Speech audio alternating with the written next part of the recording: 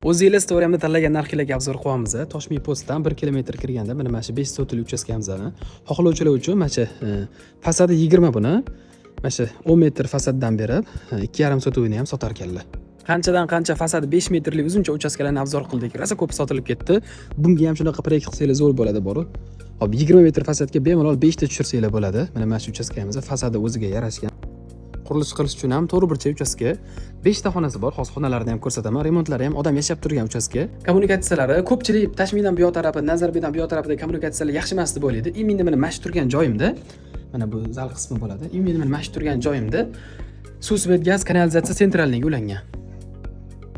Mana xonalarning remontlari ham bitta boshqatdan asset qilib yuborsanglar zo'r holatga keladi. Umumiysini 128.800 ga baraka qilsanglar bo'ladi.